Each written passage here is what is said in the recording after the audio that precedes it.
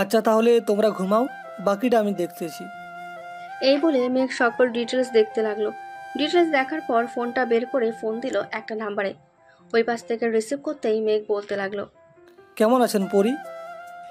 এই তো ভালো আছি, আপনি কেমন আছেন? আর হঠাৎ এত সকালে ফোন দিলেন যে আমাকে, কি কোনো দরকার আছে নাকি? আপনাকে একটু দরকার আছে। আপনি দেখা করতে পারবেন নাকি আমার সাথে? তবে দুপুরের পর দেখা করতে পারবো, এখন আমার কাজ আছে, রাখছি। ঠিক আছে, দুপুরের পরে ফোন দেব আপনাকে, মনে যেন থাকে। এই বলে মেঘ ফোনটা কেটে নিচে চলে আসলো। বাইকটা নিয়ে চলে গেল অফিসে। ম্যানেজার সাহেবের কেবিনে প্রবেশ করতেই ম্যানেজার সাহেব বলতে লাগলো, স্যার কিছু বলবেন নাকি? কালকে কিছু মাল যাবে, ওইটা আপনি দিয়ে 50 লক্ষ টাকা আমার ব্যাঙ্ক অ্যাকাউন্টে পাঠিয়ে দিবেন। ঠিক আছে স্যার। তা আপনি কি আর অফিসে আসবেন না নাকি? যে বলতেছেন আমি কাপড়গুলো দিয়ে দিতাম। আমি আবার কখন আসি তার কোনো খোঁজ নেই। আমি আসতেও পারি না, ও আসতে পারে। আর আব্বু আসবে, প্রতিদিন আব্বুকে বেশি কাজ করতে দিবেন না, দরকার পড়লে আরও লোক রাখেন, তবুও যাতে আব্বু না কাজ করে সেই দিক দিয়ে খেয়াল রাখবেন। ঠিক আছে স্যার, আপনি কোনো চিন্তা করবেন না, আমি একাই সব দেখে নিতে পারবো। আপনি এই ফাইলগুলোতে সাইন করে দিয়ে যান, বাকিটা আমি আর আপনার পিএ দেখে নিব। ঠিক আছে, ফাইলগুলো আমার কেবিনে রেখে আসেন, আমি একবার অফিসটা ঘুরে দেখে আসতেছি। এই বলে মেঘ চলে গেল। পুরো অফিসটা ঘুরে ঘুরে দেখতে লাগলো কোথায় কি আছে। দেখতে দেখতে কখন যে দুপুর হয়ে গেছে খেয়াল নেই। এমন সময় ফোনটা বেজে ওঠে। মেঘকে তাকিয়ে দেখে পরি ফোন দিয়েছে। রিসিভ করতেই পরি বলতে লাগলো, কোথায় আছেন আপনি, আর কখন আসবেন? আপনি কোথায় আছেন সেটা বলেন, আমি এখনই আসছি। আমি তো আপনার অফিসের পাশে যে রেস্টুরেন্টটা আছে না, ওই রেস্টুরেন্টে বসে আছি, আপনি আসেন তাড়াতাড়ি। ঠিক আছে, আমি 5 মিনিটের মধ্যেই আসতেছি, আপনি বসে কফি বা চা খান। এই বলে মেঘ ফোনটা কেটে চলে গেল কফি হাউসে। ভেতরে ঢুকতে দেখতে পেল পরি এক কোনায় একটা টেবিল নিয়ে বসে আছে। মেঘ চেয়ারে বসতে বসতে বলতে লাগলো, সরি, আসলে আমার খেয়াল ছিল না আপনি যে দুপুরের দিকে আসবেন। তা কিছু খেয়েছেন কি? অর্ডার করবো কোনো কিছু? না, কিছু খাবো না, আমি খেয়েছি। আপনি বলেন কি খাবেন, আজকে আমি খাওয়াবো আপনাকে। বলা তো চাই না, কোন দিন জানি উপরে চলে যান। বেশি দেরি নেই উপরে যাওয়ার, আপনি দোয়া করলে অবশ্যই আজকেই চলে যেতে পারি উপরে। তা লেখাটা ভালোভাবে দেখে বলেন তো, এটা কার হাতের লেখা? পরি লেখাগুলো দেখতে লাগলো। কিছুক্ষণ চুপ থেকে বলতে লাগলো, এগুলো আমার হাতের লেখা, কিন্তু আমি তো লিখি না এসব কখনোই। এইসব আপনি লিখেন নাই, তাহলে পাশের বাসার গরু ছাগলে লিখেছে তাই না? আমাকে শেখাতে আসছেন? আপনার সকল ডিটেলস আমার কাছে আছে, কার সাথে কি কথা বলেন সকল কিছু সত্যি করে বলেন। আমার পিছু লেগে আছেন কেন? আমরা আপনার পিছু লেগে থাকি না, আপনি আমাদের পিছু লেগে আছেন, এটা বলেন। আপনি আন্ডারওয়ার্ল্ডে জন হওয়ার পর থেকে আমাদের সকল কিছু শেষ করে দিয়েছেন আপনি। তা আপনাদের কি এমন শেষ করে দিয়েছে শুনি? আপনি তো একজন ডাক্তার, নিজে একজন ভালো ডাক্তার হয়ে আবার অন্য জনের ক্ষতি করতে চাইতেছেন, এতে আপনার একটুও বুক কাঁপতেছে না? আমার বুক কাঁপবে কেন? কাঁপবে তো আপনার বুক, কারণ বাংলাদেশের সাইবার জগতের রানী আমি। সবাই আমাকে এক নামে চিনে, দ্য ডেভিল রানী। আপনাকে তো কয়েকজন মাফিয়া কিং ছাড়া আর কেউ চিনে না। ও আচ্ছা, এখন সাইবার জগতে আপনি আছেন তাই না? আচ্ছা, আপনার সাথে যারা কাজ করে তাদের একজনকে ফোন দিয়ে বলেন তো দ্য অনলি ওয়ান বয় এর সাইবারের হ্যাকারের সকল তথ্য বের করে আনতে। ঠিক আছে, আমি দেখছি, আপনি বসেন, আজকে আপনার সাথে শেষ দেখাটা করে যাই। তাই করেন। এই বলে পরি তার সাইবার জগতে প্রবেশ করে কয়েকজন হ্যাকারকে বলতেই ওরা মানা করে দিল। আর বলল, একবার যদি ওই অ্যাকাউন্ট হ্যাক করতে যায় তাহলে সে আর এই দুনিয়ায় বেঁচে থাকতে পারবে না। কি বলেছে আপনার লোকেরা? সব জায়গায় সব কিছু চলে না, এটা মনে রাখবেন। আজকে গেলাম আমি, আর কখনোই আমার পেছনে লাগবেন না, আশা করতেছি। ঠিক আছে, লাগবো না, তবে আপনার এই মাস্টার মাইন্ড গেম আমি শেষ করেই ছাড়বই বলে দিলাম। এই বলে পড়ে চলে গেল। মেঘা উঠে তার বাইকটা নিয়ে সোজা বাসায় চলে গেল। কলিং বেল দিতেই রাজ এসে দরজা খুলতেই মেঘ রাজকে দেখে বলতে লাগলো, কী রে, তুই এখানে কেন? কাজ নেই নাকি? কাজ তো আছেই, এই নেন ইনফরমেশন। আর আগামী 1 সপ্তাহ টানা মিশন আছে, আপনি কি আমাদের সাথে যেতে পারবেন? যেতে পারবো, তবে আরেকটা কাজ দিতেছি, এটা কর তো তুই। এই যে এই মেয়েটার সকল ডিটেলস আমাকে দিবি বের করে। কী হবে, সে ডাক্তার হচ্ছে সকল কিছু। ভাই, এইটাকে তো আমি চিনি, ও তো কোনো ডাক্তার না, সে একজন এতিম মেয়ে। আমাদের যে এতিমখানা আছে, ওই এতিমখানায় বড় হয়েছে এই মেয়ে। কি বলতেছিস এইসব আবল তাবল? আমাদের এতিমখানায় বড় হলে সে কেন আমাদের উপর হামলা করতে যাবে? সে তো আমাদের আরও ভালো চাইবে। ভাই, এর পরিবার এবং তার সকল কিছু ডিটেলস এই ফাইলে আছে, আপনি দেখে নিয়েন সকল কিছু। আমি গেলাম, এখন কিছুক্ষণ রেস্ট নিব, আবার তো রাতে মিশনে যাইতে হবে। আচ্ছা যা তুই, আমি এতিমখানায় কথা বলতেছি। রাত চলে গেল। মেঘ তার বাবার সাথে কথা বলতেছে। এমন সময় বাড়ির কলিং বেলটা বেজে উঠল। তাকিয়ে দেখে একজন পুলিশ অফিসার দাঁড়িয়ে আছে দরজার সামনে। মেঘ পুলিশ অফিসারকে ভেতরে নিয়ে গেল আর বলতে লাগলো, কি হয়েছে পুলিশ অফিসার, আপনি হঠাৎ আমাদের বাসায় এসেছেন?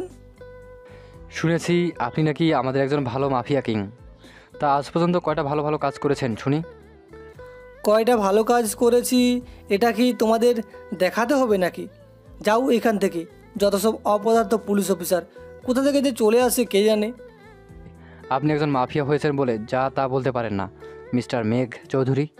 আমরা চাইলে আপনাকে এখনই থানায় নিয়ে যেতে পারি, কিন্তু নিয়ে যাব না। নিয়ে গেলে তো আপনাদের চাকরি চলে যাবে। যাক, এই সব বাদ দেন, এখন কথায় আসি। কেমন আছিস? আর তুই এইখানে কেন? আলহামদুলিল্লাহ ভালো আছি। আজ থেকে আমি আমার এলাকার কাজ করব। তা ভেতরে যেতে দিবি না নাকি? ভিতরে আয়। তা ভাবির কি খবর? এই তো আলহামদুলিল্লাহ ভালো আছে। তা তুই কবে বিয়ে করবি সেটা আগে বল। আমরা দুইজন একই বয়সী। আজ দেখ, আমি 2 বাচ্চার বাবা হয়ে গেছি, আর তুই কি মাফিয়া জগৎ নিয়ে পড়ে আছিস। আঙ্কেলের কি কোনো কমতি আছে রে? বিয়ে করব কিছুদিন যাক এরপর। আর মাফিয়া জগতে কেন আছি এটা তো শুধু আমি আর আব্বুই জানি ভালো করে। এখন বল, কিসের জন্য এসেছিস? আমি এসেছি তোর কাছে একটা কারণে। শুনেছি কালকে নাকি নদীপথে মেয়ে পাচার হবে, তবে এইখান দিয়ে তো কোনো জাহাজ যাবে না, তাহলেও কি করে তাদের নিয়ে যাবে এটাই ভাবতেছি। তুই কোনো চিন্তা করিস না, কোন নদী দিয়ে নিয়ে যাবে ওইটা শুধু বল, বাকিটা আমরা দেখে নিব। তুই নিশ্চিন্তে বাকি কাজ করতে থাক। মেঘনা নদী দিয়ে নিয়ে যাবে, তবে এইখানে একটা কথা আছে। বিভিন্ন গ্রাম থেকে কিন্তু মেয়েগুলো পাচার হচ্ছে। গ্রামে গ্রামে জিজ্ঞাসা করলে কেউ মুখ খুলছে না।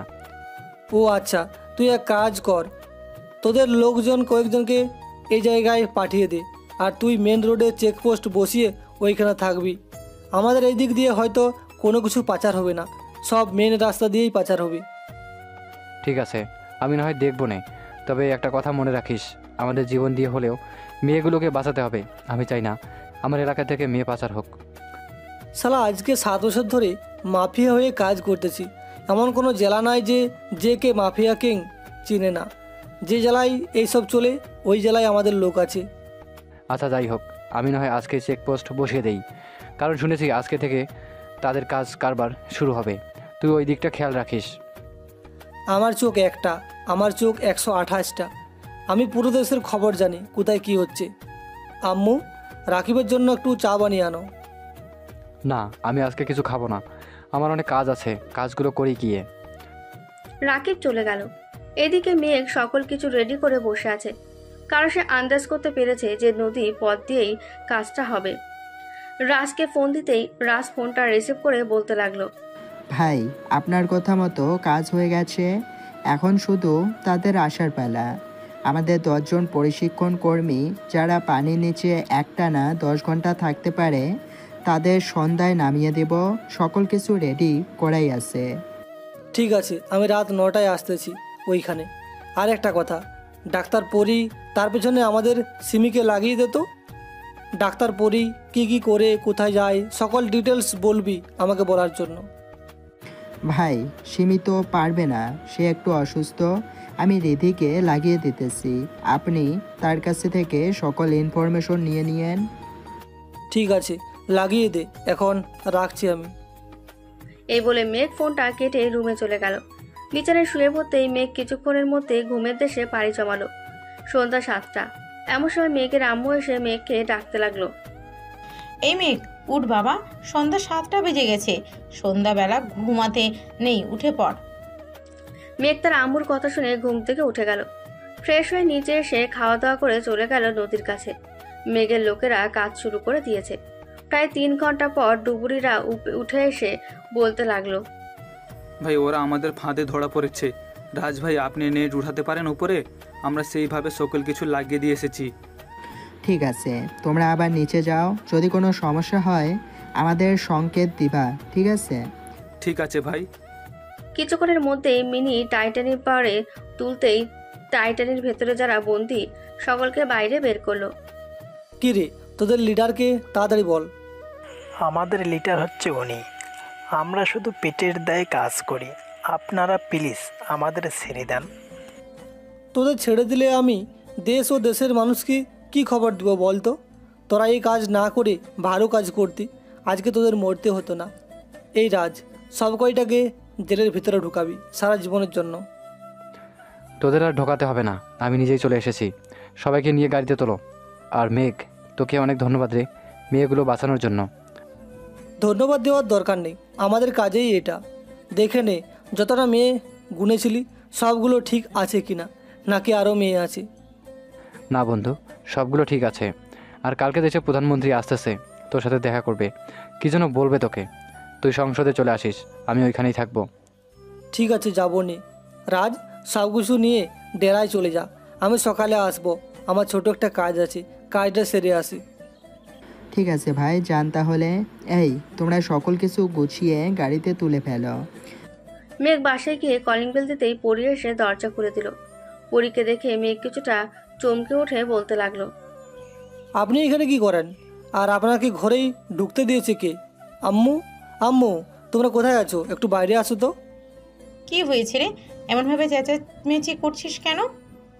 এই মেয়ে আমাদের বাসায় কি করে? তোমরা জানো এই মেয়েটা কে? জানি, এটা তো রাকিবের বোন পরি। কি, উনি রাকিবের বোন? রাকিব তো আগে কখনোই আমাকে বলে নাই যে তার বোন আছে। আমি মানা করেছি সব সময় যাতে আমার ব্যাপারে কাউকে না বলে কিছু। আপনি চাইলে ফোন দিয়ে জিজ্ঞাসা করতে পারেন। মেঘ তার ফোনটা বের করে ফোন দিল রাকিবকে। কয়েকবার রিং হতেই ওপাশ থেকে রিসিভ করলো। কি রে রাকিব, তোর যে বোন আছে এটা আমাকে বললি না কেন আগে? আর তোর বোনের নাম কি? আমার বোন আছে এটা বলি নাই একটা কারণে, আমার বোনের নাম পরি। কেন তুই হঠাৎ এইসব প্রশ্ন করছিস? না, এমনি। আচ্ছা রাখি, আবারও পরে কথা হবে। এই বলে মেঘ ফোনটা রেখে দিয়ে সোজা তার রুমে চলে গেল। ফ্রেশ হয়ে বিছানায় শুয়ে পড়তেই মেঘের চোখে ঘুম চলে আসলো। কখন যে ঘুমিয়ে গেছে মেঘের খেয়াল নেই। সকাল 10টা, এমন সময় পড়িয়ে এসে মেঘকে ডাকতে লাগলো। এই যে মিস্টার মেঘ, আপনি ঘুমিয়ে ঘুমিয়ে কার স্বপ্ন দেখছেন? এই, আপনি আমার রুমে ঢুকলেন কেন? তাড়াতাড়ি বের হন এবং ঘর থেকে, তা না হলে আমি আম্মুকে ডাক দেবো কিন্তু। ডাক দেন, আন্টি নিজেই বলেছে আপনার রুমে আসতে। আর আপনি এত ভয় পাচ্ছেন কেন?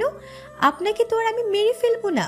আপনার সাথে অনেক হিসাব আছে, সেগুলো পূরণ করি, এরপর আস্তে আস্তে তিলে তিলে মারবো। ঠিক আছে, দেখা যাবে। এখন আপনি আমার রুম থেকে বের হন। এই বলে মেঘ পরীকে টেনে তার রুম থেকে বাইরে বের করে দিল। কিছুক্ষণ পর মেঘ ফ্রেশ হয়ে নিচে গিয়ে খাবার খেয়ে বসে আছে। এমন সময় মেঘের আব্বু এসে বলতে লাগলো, মেঘ, একটু অফিসে যা, তোর ম্যানেজার ফোন দিয়েছি, নতুন পার্টির লোক এসেছে, তাদের কিছু স্যাম্পল কাপড় দিয়ে আয়। ঠিক আছে আব্বু, আমি যাচ্ছি। মেঘ বলেই বের হতে যাবে, এমন সময় পরি বলে ওঠে, আমাকে একটু যাওয়ার সময় হাসপাতালের সামনে নামিয়ে দিয়ে যায়েন। আমি আপনাকে নিয়ে যেতে পারবো না, আপনি আপনার গাড়ি করে চলে যান, আমার অনেক কাজ আছে। মেঘ, মেয়েটা যখন বলতেছে তাহলে তুই তাকে যাওয়ার সময় নামিয়ে দিয়ে যাস, তাহলেই তো হবেই। ঠিক আছে আব্বু, চলেন তাড়াতাড়ি। মেঘ কিছুটা রাগে এই কথাটা বলে হনহন করে তার গাড়িতে চলে গেল। মেঘ ড্রাইভ করতেছে। এমন সময় পেছন থেকে পরি মেঘের মাথায় পিস্তল ঠেকিয়ে বলতে লাগলো, এখন যদি আমি তোমাকে মেরে ফেলি তখন কেমন হবে বলো তো? আমার সাথে বেশি খাট তাড়ামি করবি, তোর পুরো পরিবারকে খুন করে এই দেশ থেকে পালিয়ে যাব। ঠিক আছে, আর করবো না। আচ্ছা, একটা কথা বলেন তো, আপনি তো কোনো ডাক্তার নিয়ে পড়েন নাই, তাহলে আপনি রুগী দেখতেছেন কি করে? এইসব আপনার জেনে কোনো লাভ নেই। আপনি আমাকে হাসপাতালে নামিয়ে দিয়ে অফিসে চলে যাবেন, ঠিক আছে? মেঘ আর কিছু বলল না। কিছুক্ষণ পর পরীকে হাসপাতালের সামনে নামিয়ে দিয়ে মেঘ যে গাড়ি স্টার্ট দিতে যাবে, এমন সময় মেঘের ফোনটা বেজে উঠল। তাকিয়ে দেখে রিধি ফোন দিয়েছে। রিসিভ করতে মেঘ বলতে লাগলো, আচ্ছা রিধি, পরি এখন কি করতেছে একটু বলো তো। স্যার, পরি ম্যাম তো একটু কপি শপে বসে কপি কাজে। কেন, কি হয়েছে? না তেমন কিছু না। আচ্ছা একটা পিক দাও তো তুলে আমার হোয়াটসঅ্যাপে, আমি দেখি তুমি সত্যি কথা বলছো নাকি মিথ্যা। দেখেন, পাঠিয়ে দিয়েছি আপনাকে। মেঘ পিকটা দেখেই তো অবাক, কারণ মেঘ এখন কাকে নামিয়ে দিল, এটা কি সত্যি পরি না কি অন্য কিছু। এইসব ভাবতে চেয়ে এমন সময় মেঘের ফোনটা বেজে উঠল। তাকিয়ে দেখে রাকিব ফোন দিয়েছে।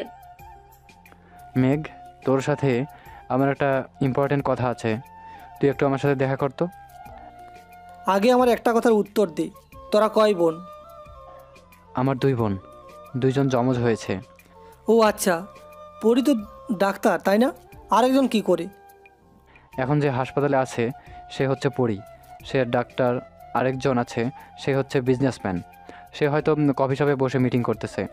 হঠাৎ তোর কি হয়েছে? কাল থেকে কি আজব আজব প্রশ্ন করতেছিস? এমনি রে। আচ্ছা রাখছি, আমার কাজ আছে এখন। আর বিকেলবেলা দেখা করব নদীর পাড়ে, তুইও চলে আসিস। এই বলে মেঘ চলে গেল অফিসে। তার কাজ শেষ করে বসে বসে এইসব ভাবতেছে। এমন সময় মেঘের কেবিনে রাইসা প্রবেশ করলো। আমার নাম হচ্ছে রাইসা। এই নেন আমাদের প্রজেক্ট, যদি পছন্দ হয় বলবেন আমাকে, আর পছন্দ না হলে বলে দিতে পারবেন এখনই। একটু বসেন, আমি দেখতেছি। এই বলে মেঘ রাইসার আনা প্রজেক্টটা দেখতে প্রজেক্টে সাইন করে দিল। কিছুক্ষণ পর মেঘ অফিস থেকে বের হয়ে সোজা চলে গেল নদীর পাড়ে। কিছুক্ষণ পর রাকিব আসলো। মেঘ, তোকে কিছু কথা বলবো। আমার বোন যারা ডাক্তার নিয়ে পড়ালেখা করেছে, সে বাইরের দেশের সাথে মিলে মেয়ে পাচার করে। আমি কিছু করতে পারছি না আম্মু আব্বুর কারণে। তুই কিছু একটা কর। আমি সব কিছু জানি রে, কিন্তু সে তো আম্মু আব্বুর মন চুরি করে ফেলেছে। তাদের সামনে এখন সে ভালো। আমি কিছু যদি করতে যাই তাহলে হয়তো সে আব্বু আম্মুকেও মেরে ফেলতে পারে। এখন কি করব এটাই বুঝে উঠতে পারছি না। আমিও কিছু বুঝতেছি না, তুই কিছু একটা ভেবে বল কি করব। আর আজকে রাতে একটা মিশন আছে, মিশনটা কমপ্লিট করতে হবে। ঠিক আছে, তুই চিন্তা করিস কেন, আমি দেখছি। তবে কোনটা পরি আর কোনটা রাইসা ওইটা আমি বুঝবো কি করে বলতো?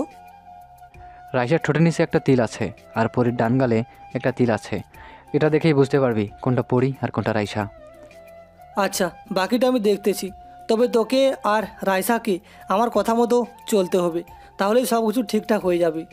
শুন, তোকে কিছু কথা বলি। এই বলে মেঘ রাকিবকে সকল কিছু বলে দিল। কি থেকে কি করতে হবে, কোথা থেকে কোথায় যা আছে সকল কিছু।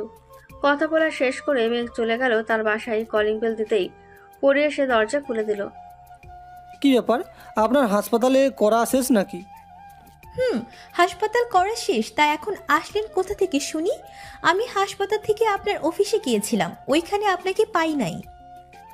একটা কাজ ছিল, কাজটা শেষ করে আসলাম। সাইড দেন, আমি রুমে যাব। আর আপনি এইসব কি ড্রেস পরেছেন? আপনার মধ্যে কি কোনো কমন সেন্স নাই? সব তো তোমার জন্যই, তুমি না দেখলে কি দেখবে চান? আমি তো তোমাকে খুব ভালোবাসি। আব্বু আম্মু কোথায় গেছে? তাদের ডাক দেন। আমি আর এক মুহূর্ত এখানে থাকতে পারবো না। হয়তো আপনি এই বাসা থেকে বের হবেন, আর না হয় আমি এই বাসা থেকে বের হয়ে যাব। আন্টি আঙ্কেল তো বাসায় নেই, চলো যান, আজকে তোমাকে একটা জিনিস দেখাবো, যা দেখে তুমি পাগল হয়ে যাবে। এই বলে পরি মেঘকে নিয়ে তার রুমে চলে আসলো। মেঘকে ধাক্কা দিয়ে বিছানায় ফেলে দিয়ে দরজাটা লাগিয়ে দিল। পরি মেঘের কাছে যাচ্ছে। মেঘ শুধু তাকিয়ে তাকিয়ে পরিকে দেখছে। কি দেখছো জান? আসো, আজকে আমার সবকিছু তোমাকে দেখাবো। এই বলে পরি যেই তার ড্রেস খুলতে যাবে, ঠাস ঠাস করে মেঘ তার 2 গালে দুটো চড় মেরে দেয় আর বলতে থাকে, আপনার মতো নিচু মেয়ে কোনোদিন দেখি নাই। অন্যান্য মেয়েরা চায় এইসব থেকে দূরে থাকতে, আর আপনি কি না এইসব করতে চাইতেছেন? আপনার কি লাগবে সেটা বলেন, আমি আপনাকে সেটাই এনে দিতেছি। মেঘের কথা শুনে পরি চুপচাপ এক কোণায় বসে আছে। পরির মুখ থেকে কোনো কথাই বের হচ্ছে না দেখে মেঘ আবার পরির মুখটা উঠিয়ে বলতে লাগলো, কি হলো, কিছু বলতেছেন না কেন? আপনার সমস্যা কোথায় সেটা বলেন। টাকা লাগবে 1 কোটি, 10 কোটি, 20 কোটি, জায়গা জমি গাড়ি বাড়ি কী লাগবে বলেন, আমি সব কিছু আপনার নামে লিখিয়ে দিতেছি, তবুও আপনি এইসব করবেন না। আমার কিছুই লাগবে না, আমার শুধু তোমাকেই লাগবে। আমি অনেকভাবে তোমাকে বোঝানোর চেষ্টা করেছি আমি যে বিপদে আছি, আপনি কিছুই বোঝেন না আমার কথা। আমার ডান হাতের ভিতরে একটা চিপ লাগানো আছে, যেটার সাহায্যে সকল কিছু শুনতে পারছে শত্রু দলেরা। এইসব কথা একটা খাতায় লিখে মেঘকে দিয়ে দিল। মেঘ কিছুক্ষণ চুপ থেকে বলতে লাগলো, ঠিক আছে, আপনার যখন এটাই ইচ্ছা তাহলে এটাই হবে। আপনি মেয়ে নিয়ে যেতে পারেন, তবে আমি আপনাকে 2 দিনের সময় দিলাম, যত পারেন নিয়ে যান, আমি বাধা দিব না। ঠিক আছে, আমি গেলাম এখন। এই বলে পরি মেঘকে জড়িয়ে ধরে কান্না করে দিল। মেঘ কিছু বলল না, চুপচাপ দাঁড়িয়ে আছে। কিছুক্ষণ পর পরি মেঘকে ছেড়ে দিয়ে খাতায় লিখে বলতে লাগলো, আমি আপনাকে ভালোবাসি মেঘ, কবে থেকে বলার চেষ্টা করছি কিন্তু বলতে পারছি না আপনাকে। আপনি প্লিজ আমাকে ফিরিয়ে দিবেন না? মেঘও একটা খাতা নিয়ে বলতে লাগলো, আমার কিছুটা সময় লাগবে, এখন এইসব বলতে পারবো না। আপনি চুপ করে বসেন, আমি আপনার হাত থেকে চিপটা বের করতেছি। কিছুক্ষণ পর মেঘ তার ফার্স্ট টেস্ট বক্সটা এনে পরির হাত থেকে চিপটা বের করে একটা কাচের বক্সে রেখে দিল, যাতে তার কথাগুলো না শোনা যায়। চিপটা বের করে মেঘ পরির হাতে ব্যান্ডেজ করে দিল। কিছুক্ষণ পর কলিং বেলটা বেজে উঠতেই মেঘ বলতে লাগলো, আপনি বসেন, আমি দেখে আসতেছি কে আইছে। ঠিক আছে, যান তাহলে। মেঘ চলে গেল নিচে। কিছুক্ষণ পর মেঘ নিচে এসে দরজা খুলে দেখে তার আম্মু আর আব্বু দাঁড়িয়ে আছে। মেঘকে দেখে বলতে লাগলো, কিরে পড়ি, কোথায়? তাকে তো দেখতেছি না, সে কি চলে গেছে নাকি? না আম্মু, পরি আমার রুমে বসে আছে, ওর হাত কেটে গেছে তো তাই তাকে আর আসতে দিই নাই নিচে। কিভাবে হাত কাটলো পরির? চল তো দেখি। অন্যজনের চিন্তা তো খুব মাথায় রাখো, আমার কথা একবারও মনে হয় না?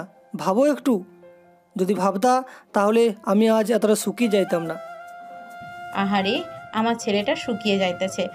তোর জন্য বউ আনতেছি, চিন্তা করিস না, খুব তাড়াতাড়ি তোর জন্য বউ নিয়ে আসবো। এখন আম্মু আমি বিয়ে করতে চাই না, আমি আরও 12 মাস পর বিয়ে করব। তার মানে আবার তুই 1 বছর পর বিয়ে করবি? ঠিক আছে, আমরা আর কিছু বলবো না। বেঁচে থাকতে তো আর নাতি নাতনি মুখ দেখাবি না, মরে গেলেই না হয় বিয়েটা করিস। এই বলে মেঘ তার আম্মুর সাথে চলে গেল তার রুমে। গিয়ে দেখে পরি ফোন টিপতেছে। এমন সময় মেঘের আম্মু ঘরে প্রবেশ করলো। কি হয়েছে পরি, দেখি তোমার হাতে? কিছুই হয় নাই। আপনারা কখন আসছেন? এই তো এখনই আসলাম। তা খাইছো তুমি? না, খাইনি। আসো বসো, আমি খাইয়ে দিতেছি। আচ্ছা তোমরা থাকো, আমি গেলাম, আস্তে আস্তে রাত হবে, অনেক কাজ আছে। এই বলে মেঘ চলে গেল বাইরে। প্রায় 30 মিনিট পর চলে আসলো ডেরায়। কেবিনের ভেতর প্রবেশ করতে রাজ বলতে লাগলো, ভাই আপনি এসেছেন, আপনাকে এখনই ফোন দিতাম। আমরা একটা মিশনে যাইতেছি, আপনি এই দিকটা সামলে নিয়েন, আপনাকে আর মিশনে যাইতে হবে না। এই দিকটা ওরা সামলে নেবে, তুই চল আমার সাথে, মিশনটা কমপ্লিট করে আসি। ভাই ওইখানে আপনার বিপদ হবে, আপনাকে যাইতে হবে না, আপনি এইখানে থাকেন। আমাদের ডেরার উপর কয়েকজন হামলা করবে, আপনি এই দিকটা দেখেন। একবার যখন বলেছি আমি যাব, তার মানে আমি যাব, এত কথা বলতেছিস কেন তুই শুনি? ঠিক আছে ভাই, তাহলে রেডি হয়ে নেন, আমরা এখন চলে যাব। বাকিরাও রেডি হয়ে নাও, আমি গাড়িতে সকল অস্ত্র তুলতেছি। কিছুক্ষণের মধ্যে সবাই রেডি হয়ে চলে গেল মিশনে। সবাই বসে আছে গাড়িতে। এমন সময় একটা গুলি এসে মেঘের বুলেট প্রুফ জ্যাকেটে লাগে। সবাই হুঁশিয়ার হয়ে যায়। রাজ তুই ওই দিকটা দেখ, আর আমাদের ড্রোনগুলো পাঠা, ওরা একটাও যাতে পালাতে না পারি। ঠিক আছে ভাই। কিছুক্ষণের মধ্যে শত্রুপক্ষের সাথে যুদ্ধ লাগে মেঘের পুরো দল। প্রায় 3 ঘন্টা মিশন কমপ্লিট হলো। মেঘ গাড়ির ওপরে বসে আছে, অন্যদিকে ইন্ডিয়ার মাফিয়া কিং, নেপালের মাফিয়া কিং বসে আছে মাটিতে। কি রে, যে কে মাফিয়া কিং রে রেখেই তোরা মেয়ে নিয়ে চলে যাবি? এটা হয় কি করে? মেঘ তুই নিজের মুখে বলেছিলি আমরা এই দেশ থেকে মেয়ে নিয়ে যেতে পারবো, এখন কেন তুই পাল্টে যাইতেছিস? আচ্ছা আমি যে এটা বলেছি এটা কি করে জানলি তোরা? আমরা পরীকে কিডন্যাপ করে পরীর ডান হাতে একটা চিপ রেখেছিলাম, ওইটার সাহায্যে আমরা সকল কিছু শুনতে পাই, এমনকি তুই যে পরীর সাথে কি কি কথা বলেছিস সব শুনতে পেরেছি। তোরা শুনতে পাবি বলেই তো এই প্ল্যান করেছি আমি আর পড়ি তোদের দেশে আনার জন্য। রাজ, আমার বক্সটা নিয়ে আয় তো। আজকে অনেকদিন পর 2টা মাল পেয়েছি, এই 2টাকে একটু সাইজ না করলে চলবে কি করে? মেঘ আইন নিজের হাতে তুলে নেবে না, আমি আছি ওদের ফাঁসির দড়িতে ঝোলানোর জন্য। দেখ রাকিব, তুই আজকে অন্তত বাধা দিস না আমাকে। আমি আজকে এই 2টার এমন হাল করব যাতে এরা নিজেদের শরীরের দিকে তাকাতেই লজ্জা পায়। রাকিব ভাই, আপনি ওইখান থেকে চলে আসেন, ভাইকে কাজ করতে দেন। ওদের শাস্তি পাওয়ার দরকার, ওরা শাস্তি না পেলে কখনোই শুধরাবে না। মেঘ তার অস্ত্রটা নিয়ে ভারতের মাফিয়া লিডারের পায়ের এবং হাতের সবগুলো আঙুল কেটে লবণ লাগিয়ে দিল। কী রে, কেমন লাগে? আরও করবি আমাদের দেশ থেকে মেয়ে পাচার? না ভাই, আর করব না, এইবারের মতো মাফ করে দাও, আমি তোমার পায়ে পড়তেছি। এইসব ন্যাকা কান্না করে কিছুই লাভ হবে না আমার কাছে। একমাত্র মাপ চাইতে পারিস যে সব মেয়েদেরকে নিয়ে বিক্রি করে দিস তাদের কাছে। আর একটা কথা, তোর অ্যাকাউন্ট থেকে আমার অ্যাকাউন্টে টাকা ট্রান্সফার কর, তুই তো আজকে মরেই যাবি। সকল কিছু তোর নামে করে দিতেছি, তবুও তুই আমাকে মারিস না প্লিজ। এই নে, আমার সকল টাকা পয়সা বাড়ি গাড়ি তোর নামে লিখে দিলাম। বাহ, তোর কাছে দেখি সব কিছুই আছে, একেবারে রেডি হয়ে এসেছিস তাই না? ভাবছিস আমি তোকে ছেড়ে দেবো? এটা কখনোই হতে পারে না। এই রাকিব, এই শালাকে নিয়ে যেতে পারিস এখন। আর রাজ, ওই শালার সকল কিছু নিয়ে মেরে ফেল, ওর বেঁচে থাকার কোনো অধিকার নেই। না মেঘ, এই শালাকে যখন ছেড়ে দিছিস ওইটা সকল কিছু লিখে নিয়ে ছেড়ে দে, বাকিটা আমি দেখতেছি। তুই তবুও আইন নিজের হাতে তুলে নিস না। দেখ রাকিব, তোর আইন মাইন এইসব বাদ দে তো, এসব শুনতে একেবারে ভালো লাগে না। পুলিশ হয়েছিস তাই বলে তুই শুধু জ্ঞান দিবি, এটা কখনোই হতে পারে না। ঠিক আছে, আর জ্ঞান দেবো না, এখন চল আমার সাথে। আমি চলে আসলাম ডেরায়, ফ্রেশ হয়ে খাওয়া দাওয়া করে বসে আছি। এমন সময় রাজ বলতে লাগলো, ভাই একটা কথা বলার ছিল। প্রায় তো 4 মাসের মতো হয়ে যাইতেছে, কয়েকজনের পরিবার আছে, তাদেরকে তো ছুটি দিতে পারেন। তাদের বলে দে চলে যাওয়ার জন্য, এইখানে থাকতে হবে না। 10 দিন না হয় থেকে আসুক তাদের বাসা থেকে। ঠিক আছে, বলে দিতেছি। আর আমিও 2 দিনের জন্য বাসায় যাব, এখন কোনো মিশন নাই। হারেই নেন আমার বিয়ের কার্ড, কালকে আমাদের বিয়ে। বাহ রাজ বাহ, তোর বিয়ে আর তুই আমাকে আজকে জানাইতেছিস? আমাকে মনে হয় আপন ভাবিস নাই, এর জন্যই তুই আজকে জানালি। না ভাই, তা না, আসলে ঘরোয়াভাবে বিয়ে করতেছি তো, এর জন্যই কাউকে জানাইনি। ছোট করে একটা অনুষ্ঠান করতেছি আপনার জন্য। আমার জন্য করতেছিস? এই সবাই কই যাবে? আমার জন্য করছিস? এই সবাই কই যাবে? আমি যেমন তেমন ওরাও তো আমার পরিবার।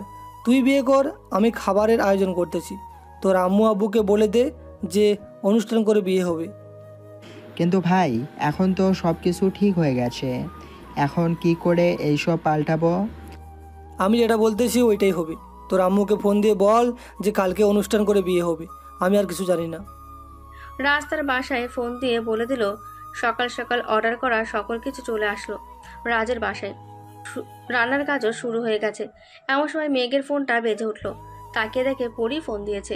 কলটা রিসিভ করতেই পরি বলল, আপনি কোথায় আছেন? এখন একটু বাসায় আসেন তো। এখন আসতে পারবো না, আমি একটা কাজ করতেছি। কি দরকার বলো। আঙ্কেল অসুস্থ, ওনাকে হাসপাতালে ভর্তি করাতে হবে। আচ্ছা আমি আসতেছি, এখনই তুমি সকল কিছু রেডি করো। এই বলে মেঘ ফোনটা কেটে চলে গেল রাজের কাছে। রাজকে বলে মেঘ সোজা বাসায় চলে আসলো। কলিং বেল দিতেই মেঘের আম্মু এসে দরজা খুলে দিল। আম্মু আব্বু কেমন আছে? এখন সব কিছু রেডি করেছো তো? আরে শোন, তোর আব্বুর কিছু হয়নি। আসলে আজকে তোর জন্মদিনের জন্য পরি প্ল্যান করে তোকে এনেছে, বলেছে আজকে বাসায় থাকার জন্য। তুমি জানো আমি রাজের বিয়ের অনুষ্ঠান রেখে এইখানে এসেছি? তোমরা কি না আমার সাথে মজা করছো? 1500 লোকের খাবারের দায়িত্ব আমি নিয়েছি। রাজের বিয়ে আমাকে তো জানাই নাই। আমিও জানি না, কালকে রাতে বলতেছে। আচ্ছা তোমরা রেডি হয়ে চলে আইসো, আমি গেলাম এখন।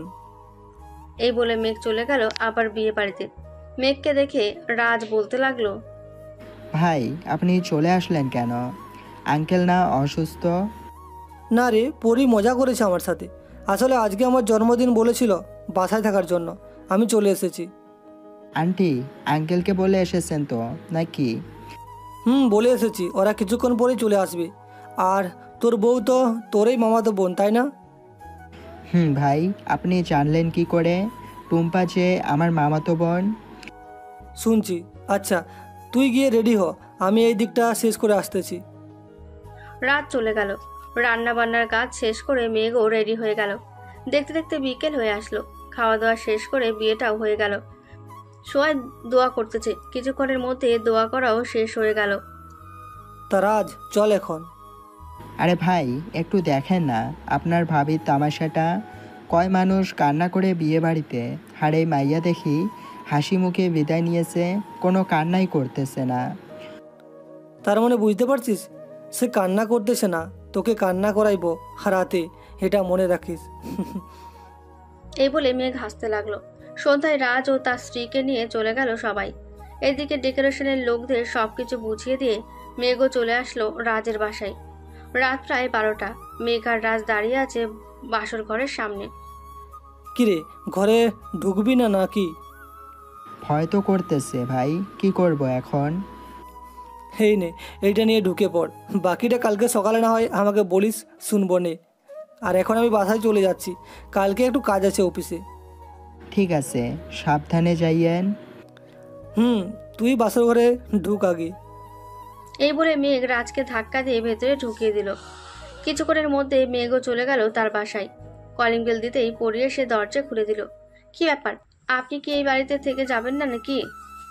থাকলে কি অসুবিধা হয় নাকি আপনার? যদি অসুবিধা হয়ে থাকে তাহলে বলতে পারেন, আমি চলে যাচ্ছি এখনই। না, কোনো অসুবিধা নেই, আপনিই থাকতে পারেন। আর সকাল 7টায় একটু ডেকে দিন তো, আমার আবার অফিসে যাইতে হবে, একটা জরুরি মিটিং আছে। আচ্ছা, গিয়ে ঘুমিয়ে পড়েন, ডেকে দিবনি সকালে। মেঘ ফ্রেশ হয়ে ঘুমিয়ে গেল। এদিকে পরি মেঘের পাশে এসে শুয়ে শুয়ে মেঘের মুখটা দেখছে। এমন সময় বাইরে দিয়ে মেঘের আম্মু নিচে যাচ্ছিল। মেঘের ঘরে লাইট জ্বালানো দেখে দরজাটা একটু ধাক্কা দিয়ে দেখতে পেল পরি মেঘকে মন ভরে দেখছে। মেঘের আম্মু আর কিছু না বলে চলে গেল। সকালবেলা পরির ডাকে ঘুম ভাঙলো মেঘের। ফ্রেশ হয়ে রেডি হয়ে নিল মেঘ। কিছুক্ষণ পর মেঘ নিচে চলে গেল। খাবার টেবিলে বসতেই মেঘের আম্মু বলতে লাগলো, পরি রাতে বুঝি ঘুমাও নাই? আমার ছেলেকে এইভাবে দেখতে হবে না। তুমি যে পছন্দ করো এটা আমরা আগে থেকে জানি। মেঘ যেই দিন রাজি হবে ওই দিন তোমার পরিবারের সাথে কথা বলবো। ঠিক আছে আন্টি। মেঘের আম্মুর কথায় পরি কিছুটা লজ্জা পেয়ে মাথা নিচু করে খেতে লাগলো। মেঘ খাবার খেয়ে সোজা অফিসে চলে গেল। তার কেবিনে প্রবেশ করতে ম্যানেজার আসলো। ম্যানেজার সাহেব, যারা যারা আজকে মিটিংয়ে বসবে তাদের বলেন 11টার মধ্যে সবাই যাতে আমার অফিসে থাকে। স্যার, সবাই চলে এসেছে, মিটিং রুমে সবাই এসে বসে আছে আপনার জন্য, চলুন এখন। মেঘ আর ম্যানেজার মিটিং রুমে চলে গেল। কিছুক্ষণ মিটিং করে মেঘ 30 কোটি টাকার একটা প্রজেক্ট পেয়েছে। এটা দেখে পাশে থাকা আরমান গ্রুপ অফ কোম্পানির এমডি বলল, মেঘ, তুমি এটা ঠিক করলে না। আমরা এত ভালো করে প্রজেক্টে স্থাপন করলাম আর তুমি সেটা পানি ঢেলে নিজের করে নিলে। দেখুন আরমান সাহেব, এইখানে আমি কিছুই করি নাই, এইখানে আমার কাজটা ওদের কাছে ভালো লাগছে, এর জন্যই তো আমাকে প্রজেক্টটা দিয়েছে। ভালো না হলে তো আপনাকেই দিত। আপনাকে আমি দেখে নিব এই বলে রাখলাম। এই তোমরা সবাই চলো, এখন আর আমাদের এখানে কোনো কাজ নেই এই অফিসে। সবাই চলে গেল। মেঘ কর্মীদের সাথে কথা বলে আরো ভালো কিছু করা যায় কিভাবে ওইটা জেনে নিল। বিকেল 5টায় মেঘ কেবিনে বসে আছে। এমন সময় কেবিনে পরি প্রবেশ করলো। মেঘ না দেখেই বলতে লাগলো, তা মিস পরি, আপনি এখন আমার অফিসে কি করেন? এখানে তো আপনার কোনো কাজ নেই, আপনি বাসায় বিশ্রাম নেন কি? আমি যে এসেছি আমার দিকে তাকিয়ে বুঝলে কি করে? আর আমি এখানে থাকবো বাসে ভালো লাগে না, অফিস থেকে সোজা তোমার কাছে চলে এসেছি। তো সবাই বসে বসে আমার চেহারা দেখেন। 6টায় বের হব আমি এইখান থেকে, পরে আপনাকে নিয়ে ঘুরতে যাব। ঠিক আছে, ততক্ষণ আমি না হয় অপেক্ষা করি এখানে, আপনি কাজ করতে থাকেন। মেঘ কাজ করছে। এদিকে পরি একবার এই পাশ আরেকবার ওই পাশ করে মেঘকে দেখতে দেখতে 1 ঘন্টা পার করে দিল। 6টা বাজতেই মেঘ পরীকে নিয়ে বাইরে চলে গেল। পাশে একটা সুন্দর পার্ক আছে, চলো এখানে যাই। ঠিক আছে, চলো। মেঘ আর পরি চলে গেল পার্কে। রাত 8টা বাজতেই মেঘ বলতে লাগলো, এইখানে আরও থাকার ইচ্ছা আছে নাকি? যদি থাকার ইচ্ছা থাকে তাহলে থাকেন, আমি গেলাম। আরে যাবো তো, আর 5 মিনিট বসো এখানে, বসলে তো কিছুই হয়ে যাবে না। তুমি তো সেই 5 মিনিট করে যাইতেছো, আর কত মিনিট বসবে বলো তো? এইটা বলেই মেঘ পাশের একটা বিল্ডিংয়ের দিকে তাকাতেই দেখতে পেল একজন লোক স্নাইপার সেট করতেছে। ওইখানে মেঘ তাড়াতাড়ি করে পরীকে নিয়ে গাছের আড়ালে চলে গেল। ফোনটা বের করে রাজকে ফোন দিল। হ্যালো রাজ, তুই এখনই শিশু পার্কে চলে আয়। 3তলা ছাদের উপরে একজন লোক স্নাইপার নিয়ে দাঁড়িয়ে আছে। ঠিক আছে ভাই, আপনি সেফটিভাবে থাকেন, আমি এখনই দল নিয়ে আসতেছি। এই বলে মেঘ ফোনটা কেটে দেখতে লাগলো লোকটা কি করছে। কিছুক্ষণ এই দিকে তাকিয়ে তাক করে বসে রইল লোকটা। প্রায় 30 মিনিট পর রাজ লোকটাকে ধরে নিয়ে এলো আমার সামনে। এই তুই আমাকে মারতেছিস কেন? হ্যাঁ, তোকে অর্ডার কে দিয়েছে আমাকে মারার জন্য? ভাই, আপনার পাশে যে দাঁড়িয়ে আছে যে আপুটা, তিনি আপনাকে মারার জন্য বলেছে, কিন্তু আমি মারতেছি না, কারণ আমি চিনি আপনাকে। পরি, লোকটা যা বলতেছে তা কি সত্যি বলতেছে নাকি?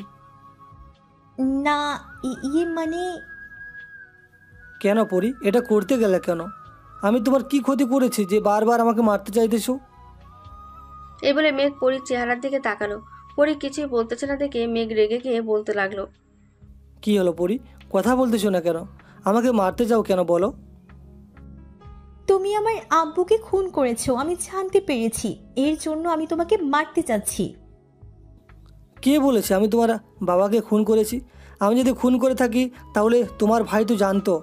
চলো তোমার ভাইয়ের কাছে, আর রাজ ওনাকে ছেড়ে দে। ধন্যবাদ ভাই তোমাকে। ভাই, আমাকে একটা চাকরি দিবেন? আমাকে কেউ চাকরি দেয় না। এই নাও আমার কার্ড, কালকে সকালে এই অফিসে চলে যাবে, আমি থাকবো। ধন্যবাদ ভাই। মেঘ, পরী আর রাত চলে গেল পরীদের বাসায়। কলিং বেল দিতেই পরীর ভাই রাকিব এসে দরজা খুলে দিল। তিনজনকে এর সময় দেখে বলতে লাগলো। কিরে মেঘ, কি হয়েছে? হঠাৎ করেই এই সময় আমার বাসায় আসলি যে? আগে ভিতরে ঢুকতে দে, এরপর সব বলছি। এই বলে তিনজন ভেতরে ঢুকে গেল। সবাই সোফায় বসে আছে চুপচাপ। এমন সময় মেঘ বলতে লাগলো।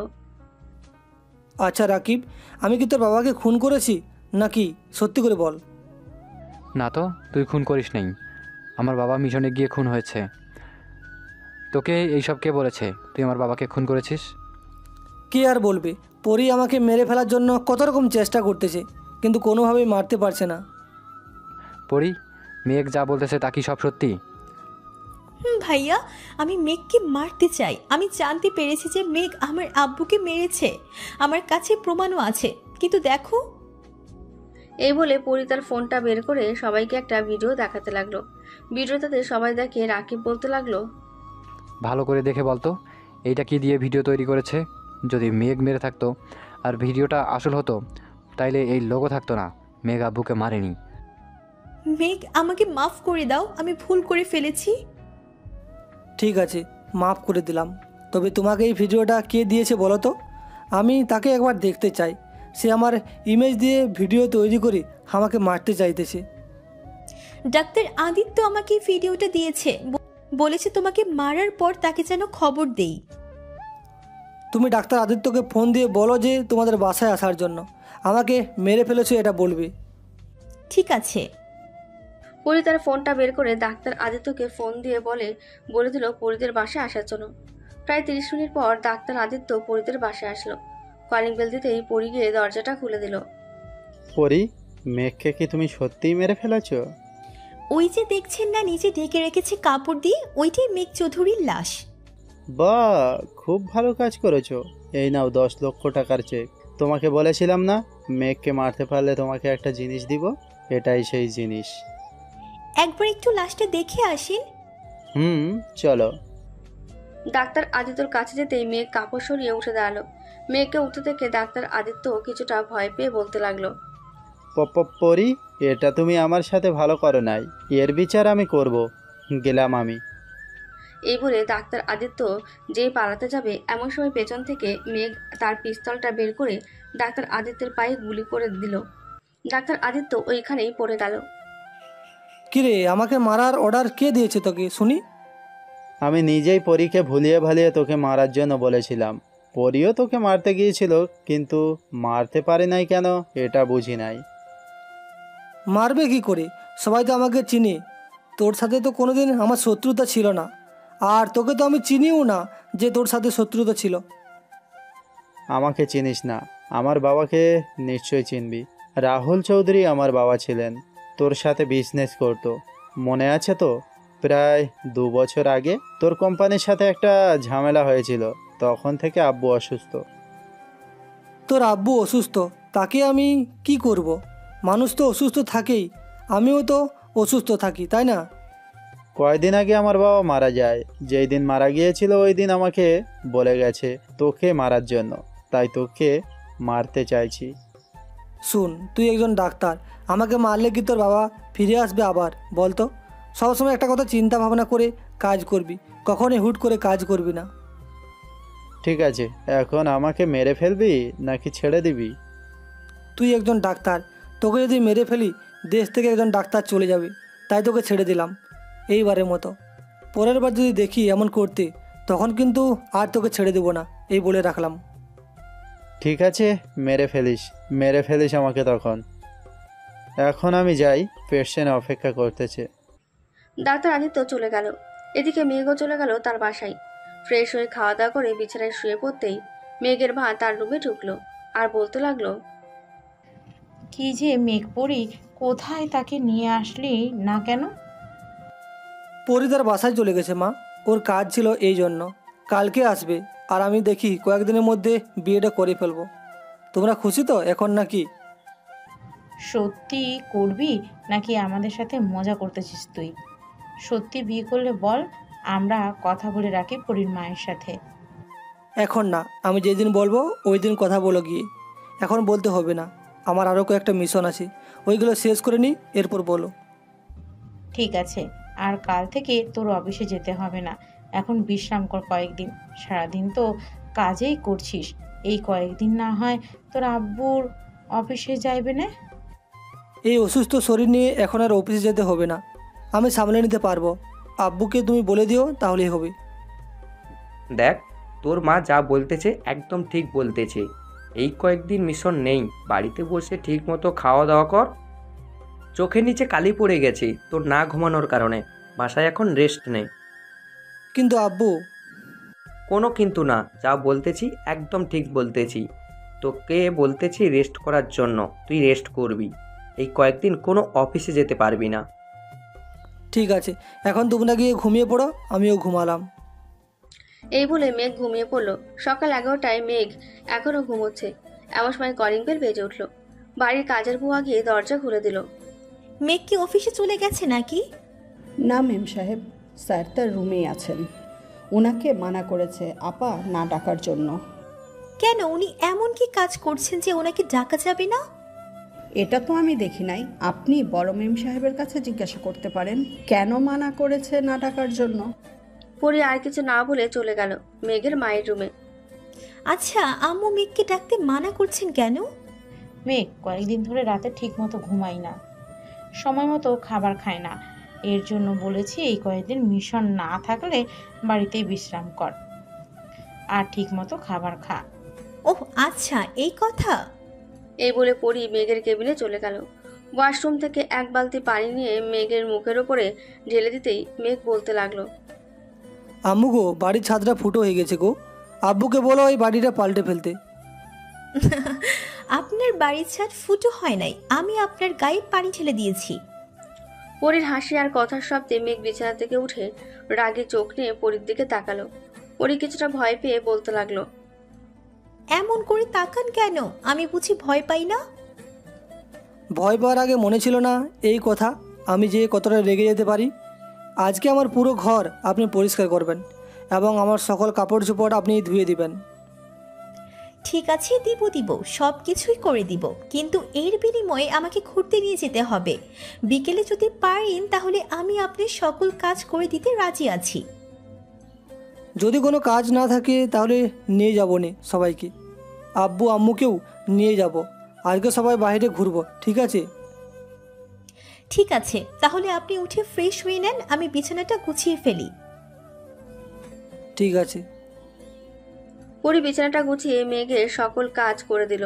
দুপুরে সবাই খাওয়া দাওয়া করে বসে আছে। এমন সময় মেঘের ফোনটা বেজে উঠল। মেঘ ফোনটা হাতে নিয়ে দেখতে পেল যে রাজ ফোন দিয়েছে। কলটা রিসিভ করতেই রাজ বলল, ভাই আপনাকে একবার আসতে হবে ডেরায়, আমাদের কাজের লোক মারা গেছে। কি বলিস? কীভাবে মারা গেল? হার্ট অ্যাটাকে ডাক্তারের কাছে নিয়ে গিয়েছিলাম, সকল রিপোর্ট দিয়ে দিছি। আচ্ছা, তোরা সকল কিছু ব্যবস্থা কর তাকে নিয়ে যাওয়ার জন্য। আমি আসতেছি এখনই। আচ্ছা ভাই, আপনি আসেন তাহলে। মেঘ ফোনটা কেটে বলতে লাগলো, আম্মু আমাদের ডেরায় যে রান্না করতো সে মারা গেছে সকালে। আমি যাচ্ছি এখনই তাকে তার গ্রামে পৌঁছে দিয়ে আসার জন্য। তোমরা কিন্তু বাড়ি থেকে বের হইও না। আর পরি, অপরিচিত কারোর সাথে কথা বলবা না। আমি আমার লোক দিয়ে যাইতেছি 3 জন তোমার সাথে, আর বাসার বাইরে সবাইকে থাকার জন্য দিয়ে যাইতেছি। ঠিক আছে, দিয়ে যাও, আর তাড়াতাড়ি আইসো কিন্তু। মেঘ আচ্ছা বলে চলে গেল বাইরে। বাইকটা নিয়ে সোজা ডেরার দিকে চলে গেল মেঘ। ডেরায় যেতে দেখতে পেল সবাই লাশটাকে নিয়ে অপেক্ষা করতেছে মেঘের জন্য। ভাই চলেন, সকল কিছু রেডি করে রেখেছি। চল। আর তোমরা সবাই আমার বাড়িতে চলে যাও, আমরা না আসা অবধি ওইখানেই থাকবে। পরে যদি কোথাও যাই ওর সাথে 4 থেকে 5 জন লোক থাকবে, ঠিক আছে? কখনোই একা যেতে দিবি না। ঠিক আছে ভাই, আপনি নিশ্চিন্তে চলে যান। আমাদের জীবন দিয়ে দিব, তবুও আপনার পরিবারে ক্ষতি হতে দিব না, এই কথা দিলাম। মেঘ চলে গেল লোকটার গ্রামের বাড়িতে। রাতে লোকটাকে কবর দিয়ে তার বাসায় চলে গেল। লোকটার পরিবারের হাতে 10 লক্ষ টাকা দিয়ে বলতে লাগলো, এই টাকাগুলো রাখেন আপনারা, আর যদি কোনো কিছু প্রয়োজন হয় তাহলে এই নেন আমার কার্ড, এইখানে আমার নাম্বার আর বাড়িতে ঠিকানা দেওয়া আছে। দরকার পড়লে আমার বাসায় চলে যাবেন।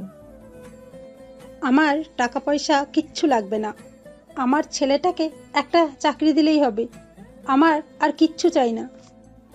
ঠিক আছে, সকালে আপনি এবং আপনার ছেলের স্ত্রীকে নিয়ে ঢাকা চলে যাবে। ওইখানে অফিস থেকে একটা বাড়ি দেওয়া হবে আপনাদের থাকার জন্য, আর আপনার ছেলেকে একটা জব দেওয়া হবে। আর এই টাকাটা রাখেন, এটা আপনাদের কাজে আসতে পারে। ঠিক আছে। রাতে সবাই খাবার খেয়ে শুয়ে পড়ল। সকাল 10টা। এমন সময় মেঘ বলতে লাগলো, রাজ, একটা জিনিস খেয়াল করেছিস? লোকটার স্ত্রী কিন্তু সৎ, তার ছেলেটাও সৎ, কিন্তু ছেলের বউটা টাকা নেওয়ার জন্য কি করেছে দেখেছিস? হ্যাঁ ভাই, দেখেছি। আমি আপনাকে বলতে চাইছিলাম কিন্তু বলি নাই, আপনি কিছু বলবেন এর জন্য। আচ্ছা, ঢাকা যাই আগে, এরপর ওই মেয়ের একটা ব্যবস্থা করব। সবাই চলে গেল ঢাকা। যেতে যেতে বিকেল হয়ে গেল। মেঘ বাড়িতে প্রবেশ করতে মেঘের আম্মু বলতে লাগলো, মেঘ, সবকিছু ঠিকঠাক আছে তো নাকি? আম্মু, সব কিছু ঠিকঠাক আছে। সবাই খাবার খেয়েছে নাকি? বাহির থেকে কিনে খাইছে। আমি বলেছিলাম সবার জন্য রান্না করে দিই, তারা মানা করেছে। আচ্ছা ঠিক আছে, সবার জন্য রান্না করো। আমি তাদের বলে দিব নে তোমাকে রান্না কাজে যাতে সাহায্য করি। ঠিক আছে, বলে দিস। এই নে, খাবারগুলো খেয়ে নে। মেঘ খাবারগুলো খেয়ে নিল। দেখতে দেখতে রাত হয়ে আসলো। রাতে সবার জন্য খাবার রান্না করে সবাই খেয়ে নিল। দেখতে দেখতে কেটে গেল 5 দিন। সকালে মেঘ খাবার খেয়ে বসে আছে। এমন সময় মেঘের ফোনটা বাজতে লাগলো। তাকিয়ে দেখে রাজ ফোন দিয়েছে। ভাই, আজকে রাতে মিশন আছে, আপনি আসবেন কি? আমরা একাই চলে যাব। আসতেছি, তোরা একা চলে যাস না। ঠিক আছে ভাই, আপনি সন্ধ্যাবেলা চলে আসেন। উপরপাড়া জামে মসজিদের পিছনে একটা জঙ্গল আছে, ওইখানে মিশনটা হবে। আজকে ওই দিক দিয়ে মেয়ে পাচার হবে শুনেছি। তাহলে তো ওই দিকে যেতেই হয়। আমি একটু পর আসতেছি, সবাইকে নিয়ে ওইখানে চলে যাব। ঠিক আছে ভাই। কিছুক্ষণ পর মেঘ চলে গেল ওইখানে। জায়গাটা ভালো করে দেখে নিল। রাত। সবাই রেডি হয়ে যার যার জায়গায় চলে গেল।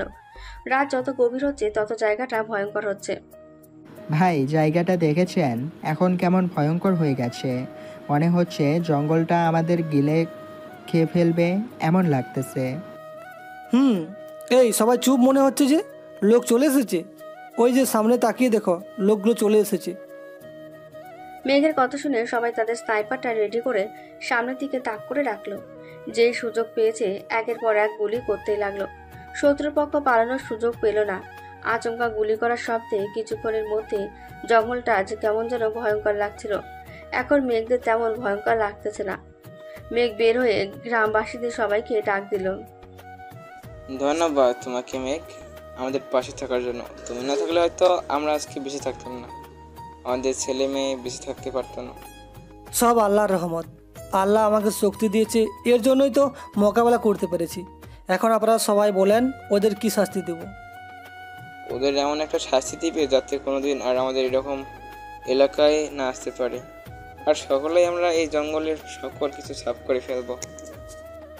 এটাই করেন, কারণ যেখানেই এমন জঙ্গল আছে সেখানেই এই নারী খেকো নরপশুগুলো এসে গাপটি মেরে বসে থাকে। কখন তাদের ফাঁদে অন্য মানুষরা পা দিবে। সকল গ্রামবাসীরা শত্রুদের ধরিয়ে দিল পুলিশের কাছে। সকাল হতে মেঘ ও তার দলবল নিয়ে চলে গেল ডেরায়। ফ্রেশ হয়ে খাওয়া দাওয়া করে বসে আছে। এমন সময় মেঘ বলতে লাগলো, রাজ, আর কোনো মিশন আছে নাকি রে? যদি থাকে তাহলে বল।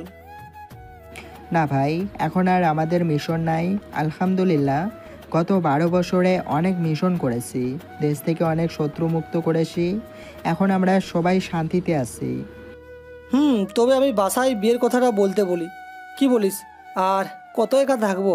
বয়স তো 30 পার হয়ে গেছে। হ্যাঁ ভাই, এখন আপনার বিয়েটা করে ফেলা উচিত। ভাবিও আর কয়দিন একা একা ঘুরবে। আচ্ছা তোরা থাক, আমি তাহলে বাসায় চলে যাই। বিকেলে ফোন দিলে চলে আসিস। আর রাজ, তুই একটা কাজ কর, আমাদের সকল জেলায় যত লোকজন আছে সবাইকে ফোন দিয়ে বলে দিবি আমার বিয়ের তারিখটা এই তারিখে, যাতে সবাই আমাদের বিয়ের অনুষ্ঠানে থাকে। ঠিক আছে ভাই, আপনি কোনো চিন্তা করবেন না। আপনি যখন বলবেন বিয়ের তারিখটা, আমি ওই দিনই বলে দিব সবাইকে। মেঘ আরো কিছুক্ষণ কথা বলে চলে গেল বাসায়। কলিং বেল দিতেই মেঘের আম্মু এসে দরজা খুলে দিল। কিরে, রাতেও বাসায় আসলি না, সকালেও আসলি না, এখন আসলি? কাজ ছিল আম্মু, আর তোমাদের জন্য একটা সুখবর আছে। তোমরা চাইলে এখন কথা বলতে পারো আমার আর পরীর বিয়ের ব্যাপারে। সত্যি বলতেছিস নাকি আবার তোর মত পাল্টে ফেলবি? না আম্মু, সত্যি বলতেছি, আমি কথা বলতে পারো। আমি এবার সত্যিই বিয়েটা করব। ঠিক আছে, আমি কথা বলতেছি, যা ফ্রেশ হয়ে খাবার দিতেছি তোকে। মেঘ চলে গেল তার রুমে। ফ্রেশ হয়ে সে খাওয়া দাওয়া করে তার রুমে চলে গেল। আবার বিকেল 5টায় মেঘের ঘুম ভেঙে গেল। ফ্রেশ হয়ে নিচে এসে দেখে সবাই বসে আছে। মেঘ যেতেই রাকিব মেঘকে ডেকে বলতে লাগলো, আয় মেঘ, তোর জন্য অপেক্ষা করেছিলাম, বস এইখানে। মেঘ রাকিবের পাশে গিয়ে বসে পড়ল। সবাই বিয়ের কথা বলছে। কি রে মেঘ, তুই চুপ করে আছিস কেন? কয় তারিখে বিয়ের ডেট ঠিক করব ওইটা বল। আজকে করলে আজকেই করতে পারিস, সমস্যা নাই আমার জন্য। তবে সামনের শুক্রবারেই বিয়ের ডেট ফাইনাল কর, খুব ভালো হবে। ঠিক আছে, তোর কথাই থাকবে। সামনের সপ্তাহে তোদের বিয়ে হবে। আজকে থেকেই না হয় সকল কাজ শুরু করে দেওয়া হোক। বিয়েতে কয়জন আসবে একটু বলিস তো। এতজনের খাবারের আয়োজন করতে পারবি তো? মোট কয়জন হবে বল না একটু। আমি আমার তরফ থেকে চেষ্টা করব যতটুকু পারি। 6000 লোক আসবে, পারবি তো? বিয়েতে তো 1 কোটি টাকার উপরে খরচ যাবে। আচ্ছা সমস্যা নেই, তুই তো আসিস। রাতে সবাই খাবার খেয়ে ঘুমিয়ে গেল। মেঘ বসে বসে ভাবতেছে বিয়েতে কি কি করবে এসব। এমন সময় মেঘের রুমে পরী প্রবেশ করলো। মেঘ পিছনে না ফিরতেই বলতে লাগলো, পরী, এত রাতে আমার রুমে কি করো? যাও গিয়ে ঘুমাও, কাল থেকে আবার অনেক কাজ করতে হবে। আর না ঘুম ধরলে যা যা আনার তার লিস্ট করে ফেলো। আমি এসেছি তোমার সাথে কথা বলার জন্য, বিয়েটা কিভাবে কি হবে, আর তুমি আমাকে তাড়িয়ে দিচ্ছ। ঠিক আছে, চলে যাচ্ছি, আর আসবই না, মনে থাকে যেন। যেই পরী চলে যেতে লাগবে এমন সময় মেঘ পেছন থেকে পরীর হাতে টান দিয়ে পরীকে তার বুকের সাথে চেপে ধরল। এখন কেন এসেছো আমার কাছে? ছাড়ো, আমি ঘুমাই গিয়ে। মেঘ পরীর ঘাড়ে নাক ঘষতে ঘষতে বলতে লাগলো, চলে যাচ্ছ কেন? এখানে বসো, বলো কি বলবে। এত কিছু করবে কি একা? আমাদের তো আরো লোক লাগবে। কেন? আমার লোকগুলো দিয়ে কি হবে না? আমি কি, ওরাই কাজ সামলে নিতে পারবে, আমাদের কোনো কিছু করতে হবে না।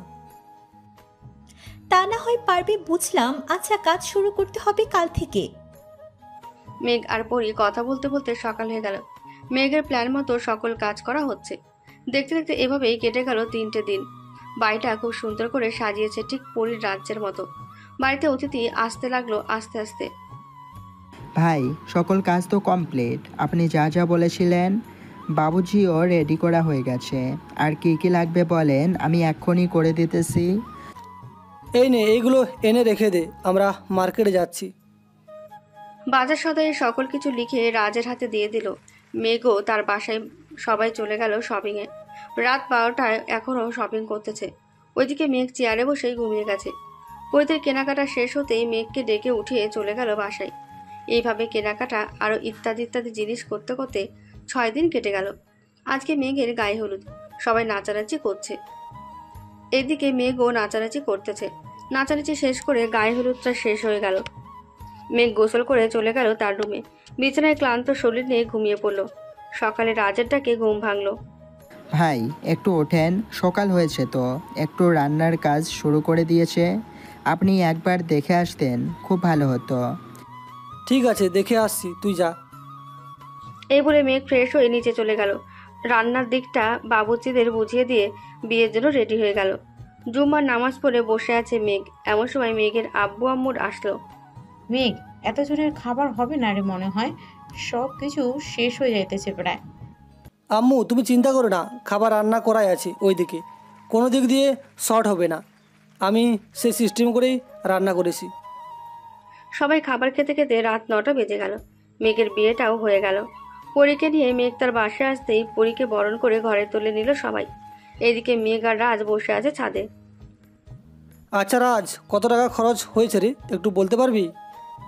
ভাই প্রায় 2 কোটি টাকা খরচ হয়ে গেছে, তবে খাবারগুলো যে ঠিকঠাক হয়েছে তাই অনেক। যদি খাবার কম পড়তো তাহলে হয়তো আমাদের মান সম্মান থাকতো না। এর জন্যই তো দেখিস নাই আরও রান্না করেছি, আমি জানি এইটুকুতে হবে না। এইসব কথা বলতেছে মেঘ আর রাজ। দেখতে দেখতে 3টে দিন বেজে গেছে। এমন সময় মেঘের আম্মু আসলো। মেঘকে দেখে রাগে কণ্ঠে বলতে লাগলো, কিরে তুই এখনো এইখানে কি করিস? রাত 3টা বেজে গেছে, মেয়েটা তোর জন্য একা একা বসে আছে ঘরে। এই তো আম্মু যাচ্ছি। মেঘ তার আম্মুর রাগ দেখে চলে গেল ওইখান থেকে। বাসর ঘরে প্রবেশ করতেই পরি এসে মেঘের পা ধরে সালাম করতে করতে বলতে লাগলো, আজকে তো আপনার খবর আছেই বলে রাখলাম, চলেন নামাজ পড়ে আসি, এরপর বাকি কথা হবে। মেঘ পরির রাগ দেখে কিছু বলল না। দুজন 2 রাকাত নামাজ আদায় করে নিল। পরি উঠে খাটের উপরে চলে গেল। কিছুক্ষণ পর মেঘ পরির কাছে যেতেই পরি বালিশের নিচ থেকে পিস্তলটা বের করে বলতে লাগলো, এখন বল তোকে কি করব, এতক্ষণ দেরি করেছিস এর জন্য। কি আর করবেন, মেরে ফেলেন, আর না মারলে আপনাকে আদর করার সুযোগ দেন। কোনটা করবেন, 1 নাকি 2? 2 নাম্বারটা। পরির কথা শুনে মেঘ পরির ঠোঁট জোড়া তার দখলে করে নিল। আস্তে আস্তে মেঘ পরির শরীরের সাথে মিশে গেল। বাকিটা ইতিহাস হয়ে থাক, তারা তাদের কাজ করতে থাকুক। আপনারা বিদায় নিন আজকের মতো। আবারও দেখা হবে নতুন কোনো গল্পে। আজকের গল্পটা এই পর্যন্তই। ধন্যবাদ সবাইকে।